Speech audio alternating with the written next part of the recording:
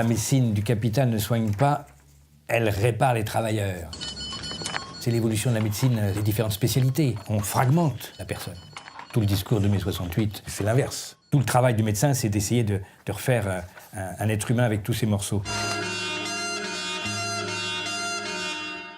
En mai 68, j'étais à l'époque, je travaillais à l'hôpital de Corentin-Selton à Issy-les-Moulineaux et je participais aux réunions du personnel de l'hôpital qui était en grève. Donc il y avait des échanges entre le personnel de l'hôpital et les syndicats ouvriers et les ouvriers de toutes ces usines Issy-les-Moulineaux. Et on passait son temps à aller les uns chez les autres, on se racontait ce qu'on faisait, on échangeait, etc.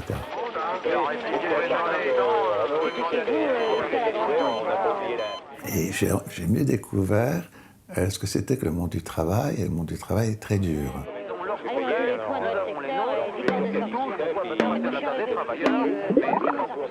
Fin mai et puis début juin, moi je participais à essayer d'aider les piquets de grève. On était toute une série d'étudiants, enfin étudiants en médecine, donc par rapport à d'autres étudiants, il y avait quelque chose de plus, parce qu'il y avait toujours, souvent des gens qui s'étaient blessés, des gens qui avaient des problèmes, et donc voilà, on sentait qu'on avait notre place. Et j'ai compris que la santé, c'était un lieu de lutte. Pour changer la société, il fallait aussi lutter dans le champ de la santé.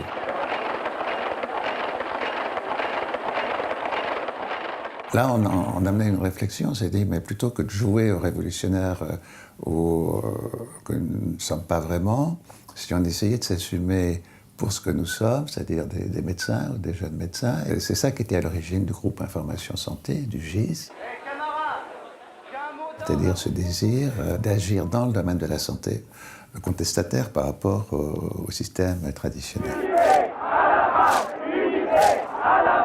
L'idée qui prévalait au GIS, c'est que nous étions des médecins, nous étions des experts du système de santé, et traditionnellement, dans la relation médicale, il y avait une dimension assez hiérarchique entre la relation patient-médecin, et nous voulions rompre ça. Les personnes qui nous sollicitaient étaient des partenaires.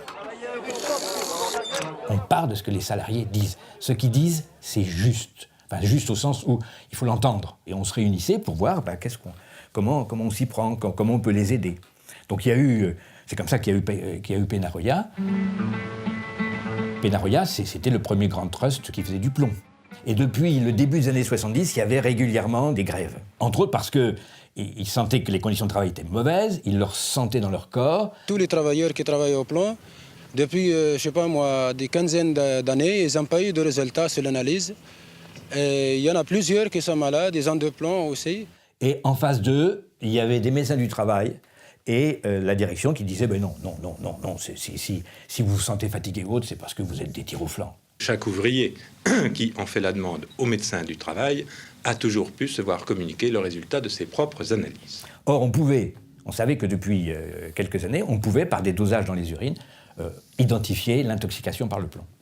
Donc, alors voilà, c'est le travail qu'on a fait.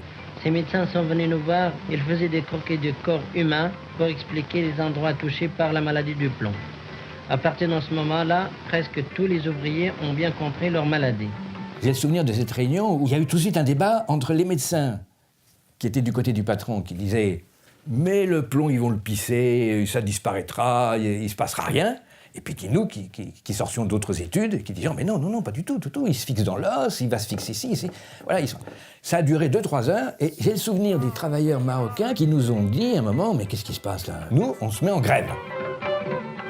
Et le directeur est revenu, il a dit « alors, on va régler le problème rapidement ». Ils pensaient que la science allait résoudre leurs problèmes. En fin de compte, ils ont obtenu gain de cause par la grève. Vive la liberté! On avait le sentiment d'être au service d'eux. Parce qu'en 68, on disait il faut que la médecine soit au service du peuple, mais ça restait très théorique. Voilà. Là, c'est passé dans la pratique, très concrètement.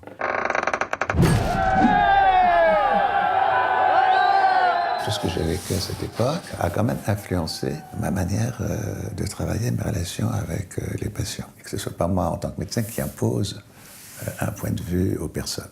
Un bon médecin, c'est quelqu'un qui s'intéresse aux malades.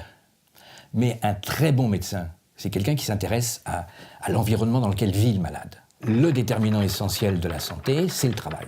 Donc ma vision a changé en 68. Et aider la classe ouvrière à prendre en main ses problèmes, c'était l'aider à prendre en main ses problèmes de santé. Y'en a marre du capitalisme, y'en a marre du paternalisme, y'en a marre du gaullisme.